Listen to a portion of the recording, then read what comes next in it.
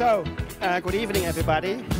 Well, you know, there's written Ashoka change makers. It should be, how to say, reliable. It should be maybe Ashoka challenge makers, because after these 6 fireworkers, I'm now the last one, and the drinks are waiting, and I really hesitant to tell you my real story.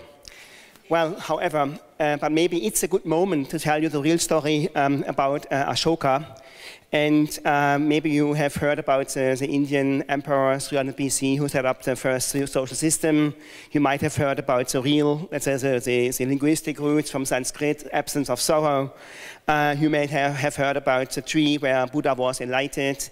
And of course, this brought us together. We all know Ashoka, the fabulous network of social entrepreneurs, was built up 33 years ago, if I'm correct, by Bill Drayton and his followers. But you know, this is only the half-truth. I strongly believe that Ashoka has another meaning, and for me, Ashoka is somehow like an acronym. That means every single letter has a certain meaning, and let me give you my personal Ashoka alphabet. Let's start when the clicker is working. It's not working? Okay, good. With the A. Okay, A, for me personally, starts with anger. And I'm a very angry person, and I will tell you why. You know, every day, 210,000, every 10 seconds, every 10 seconds, 210,000 plastic bags are thrown in the sea. There are billions of people who live really a life without dignity, homeless, no access to water, etc. I don't have to, let's say, to list all this. And this makes me really, really angry. And you know, what makes me maybe the most angry is that 1 billion people who are disabled have no equal access to education, have no equal education to the working force, and are seen as second-class people. And this is my personal, how to say, entry, how I get into the business, so to say, because I had the chance 30 years ago to meet one blind guy, and I said, okay, this guy has no valuable life, but out of his personality, out of his way to be, out of his way to behave, out of his optimism, out of his coping mechanisms, out of his, out of his character, he really changed my understanding, and I was deeply, deeply ashamed that I was so sure that this is not a valuable life. You know, when you have this sort of, let's say, anger, and you are, let's say, somehow, let's say, aware about what's going to happen, you have to make a decision. Whether you stay as a casual bystander and say, okay, what can I do? There's a social system in place, and everybody can help these poor blind people. Or I think you take action. And this is maybe for Ashoka people very, very important, that they are doers, that they are action people. You know, I hate this endless meeting when people are sitting and talking and talking and talking, and nothing comes out at the end. But here I think, and this is maybe what the 3,000 fellows definitely have in common, they are action-oriented. And that means the A from Ashoka stands, of course, for anger, for me, action, and, of course, Andreas. Because this is my first name. Because it's a very, very personal story. You know, I think all of us, all of the fellows, they had this, how to say, encounter which changed their life. For me, it was an encounter with this blind guy, and I was somehow pushed, I think, to move on, and of course to take action. And this is the beginning of my story. Okay, the S is a wonderful, let's say, letter, and of course it leads to strategy. Honestly speaking, when I started thinking about what I'm doing, there was no strategy. So my strategy was having no strategy. And so what was my strategy, if I may say so? It was, okay, I understood the blind people's capacities, I understand how they are. Okay, they cannot see, what a surprise. But if you turn off the light and it's pitch dark, then of course suddenly they are the kings, because they know perfectly well how to maneuver in the dark. And then when I invited my blind friends, my sighted friends 25 years ago actually, and had this role play, this role swap, that suddenly the sighted people were the blind ones and the blind people were sighted, then suddenly I had this heureka moment. And, okay, exactly, this is what I want to do. I want to become the world market leader in dark business, and I want to employ as much blind people as possible. This was my strategy, if I may say so. But again, I think looking backwards now, I'm now in the business, so to say, 25 years, there was no strategy. The only strategy was to follow my gut, to follow my instinct, and to trust people. I think as easy as it is. You know, I'm teaching at a business school, and the students are telling me so many things about strategy and scaling and all that stuff, but honestly speaking, the only, let's say, compass, the only strategy I have to really to follow my gut and to believe and to trust people, and when somebody wants to cheat you, he can cheat you in any case. So now, clicker.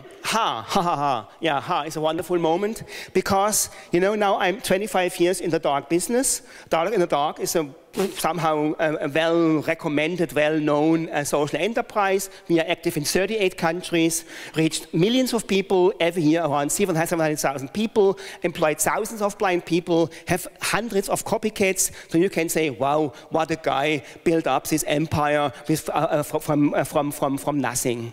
But honestly speaking, it's nothing what we do. I think what we achieved so far in 25 years, and really with everything what we could achieve, it's just, how to say, close to zero. Because I think when you see, I think, the misery, when you see, I think, what's happening every day, and you do your very, very best, and you allocate, and you push people, and you succeed to become an Ashoka Fellow, I don't know what, it's still so minor what we do, and this is a very, very humbling experience, and we have to keep all the time in mind when we talk about change makers and global change, I don't know what. You cannot change the world, but you can at least try to change your own world, your minor claim, and this should be, of course, a humbling experience. On the other side, you know, age stands for me for happiness, because I feel so blessed, I feel so privileged, I feel so rewarded, honestly speaking, that I had a chance, I think, to find my meaning. 30 years of my life, I was somehow totally looking around. I had no clue what I'm going to do. I studied philosophy, I made a PhD, I wanted to become a writer, I wanted to become a dreamer, but everything made me really, really very, very unhappy after a certain while, because I understood the limits of the system. What I now doing it for a long, long time, and believe me, it's not only a funny, let's say, story to go around and to sell darkness and to push people to employ blind people. It's a very, very hard road. But at the end of the day, I have to say, every morning I'm standing up and I'm the most happiest person on earth. And I'm smiling to the mirror, even if I have a hangover from last night, what I have actually today, but don't tell it. It is really, how to say, something, it's so fulfilling, and it makes me so happy that I'm very, very, how to say, delighted to have a chance well, I think, to do what I'm doing. Even if I have no clue what I'm going to do tomorrow, because I think life is unpredictable, and when you talk about strategy, for instance, and people make 5 years plans, I said, okay, well, I don't know if I'm surviving, alive tomorrow, how you will know what's happening in 5 years from now, and show me one business plan which, how to say, fulfills the expectations or assumptions. But it's another topic. Okay, hope is another very important moment. I think Ashoka Fellows, they give a certain hope. And of course, they give hope to themselves because they have some income and they have, of course, a meaningful job. This is one. On the other side, I think hope is, I think, to give people hope. And I think it's not only, I think, now for the beneficiaries. In my case, we work with blind people, we work with deaf people, we work with senior citizens from 70 years up. So we have different programs in place. But I think what I really think, I think we give hope to people, and it's, of course, so rewarding, again, so wonderful when you can give something to people. I am 100%, let's say, convinced about that. I think I receive much, much more than I give, actually. Humility, okay, well, this, of course, refers to humbleness. Okay, let's move on to O. O, well, is, of course, there is a certain obsession. You know, when people ask me, well, what have you ever any, let's say, well, aspiration to do something different? Once I was asked if I want to become a CSR director from a huge company, and they start talking to offer me a car, and I was just laughing, what should I do to use a car? And it's just an incentive. So there is a certain obsession. So when you do something as an Ashoka Fellow, and in my case, running now for 25 years, and to bring up dialogue in the dark, then of course you are obsessed. I'm so bored when people talk about politics, about sports, about fashion, about holidays, about I don't know what. I have only one topic. I have only one topic to talk about, and it's a dialogue in the dark. So you become very, very narrow-minded. So don't start talking to me about fashion or Paris in summer or whatever. I'm not interested. Dialogue in the dark, yes. No other discussions. No, I have to, sorry, sorry. And I want to talk on a personal level. So we can talk about life and love. This is my second, let's say, passion, so to say. But most of the time, I'm talking about dialogue in the dark. Opportunity, you know, where others see the glass half empty, of course, you see the glass half full. You know, there is a wonderful story of a shoemaker. a shoe producer in Manchester, 19th century, who sent his traders to Africa to figure out whether there is a market for shoes. The traders came back and told them, listen, there is no market, people are barefoot. And the guy said, okay, huge potential. That's exactly what I think. In every, let's say, single situation where people see more or less nothing, you have a chance, I think, to develop something. And this, of course, maybe one of the most, let's say, fulfilling, self-fulfilling, let's say, situations when you can create something. So I see definitely in any situation a certain opportunity, and I believe that those people who are usually seen as, how to say, less able or disabled or handicapped or old or whatever, you know, there's a huge potential, and this needs to be unleashed.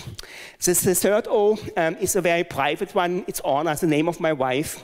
You know, I think if you are doing a job like this, then you are, how to say, a leftover in the market. You have that very difficulties to find somebody who wants to be with you, not only, how to say, in a party time or an Ashoka meeting, who wants to be day and night. Because you are so obsessed, you are so focused on what you are doing, you're talking non-stop about your dark stuff and the blind and this and that you are coming a little bit, how to say, autistic. And that means it's very complicated to cope with. And Anna is, of course, we are working together, so she's the CCO. CCO stands for Chief Critical Officer. And I'm the CEO, and I'm the Chief Entertainment Officer.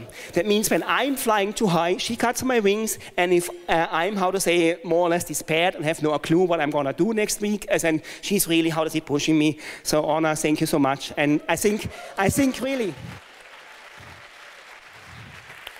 you know, I think, and Barbara is the same situation with Thomas. I think as social entrepreneur, you need a certain, how to say, safe surrounding. Otherwise, you can just not do it. What comes next? I'm very bad in what comes next? What? Back. Car. Yeah, car. Okay, car. Well, car, shit, it's okay. Forget, I've seen nothing. Okay, forget it. It was nothing. Okay, car. Car is, of course, I think if I would be a brand agent and Ashoka staff would come to me and say, listen, we want to use Ashoka as an acronym. The K is not only in purpose because there are so few words with K in English. So that the K, change it to C, and immediately you have co-creation, you have compassion, you have care, you have cash, you have community, you have collaboration, all that stuff. It's very simple, so forget the C. But I think K is a wonderful letter because I think it shows, it goes to Constanze. Constanze is for me, how to say, he was the first anchor, the first director in Germany, and had the challenge, I think, to find a social entrepreneur in Germany, and I was found, and she found me, and I found her. And you know, and I'm so thankful, I think, for this encounter, because before, and I did it already now for 20-something years, I had no clue what I'm really doing. I just did what I need to do. And when she told me, listen, you are a social entrepreneur, I was somehow surprised. I had no idea what she's going to talk about. I couldn't even spell social entrepreneur. But she explained me, and what it really gives me is, of course, I think, a certain identity, a belonging. Because when you are doing things like we do, like we all do, like I do with my dark thing, you know, you are pretty lonely. But suddenly, I think you understand that 3,000 people are like mine and have the same obsessions, the same, how to say, Ashoka alphabet, but of course with other meanings. And so Constanze is for me very important. I'm very grateful that she found me, and of course I found her. So it was a mutual exchange. So thank you, Constanze. I don't know where she is. I cannot see her anyhow. Constanze. Yes, really. And you know, I'm sure that all Ashoka fellows have a certain Constanze, because there are 250 Constanzes, let's say, in the world, and I'm sure we all have, how to say, people who are somehow were so important, who were somehow midwives and were catalysts and brought us up to a certain extent. Okay, it would be now too easy, I think, to start again with the A and to tell the same story again. So don't worry, even if I'm still very angry. It is much more, I think, the A, of course, leads me to ambition. And ambition, why? Because, you know, I'm doing now for such a long time Dialogue in the Dark, and I'm definitely on a good track. But again, I think I'm still so hungry. I'm still so hungry, and time is running. I'm 58 years old now. I have most likely 10,000 days to live. I have to be very, very clear how I can really, let's say, take advantage of my remaining time. And so I'm still, how to say, have the feeling all the time I'm doing much, much too few, and I need to do much, much more.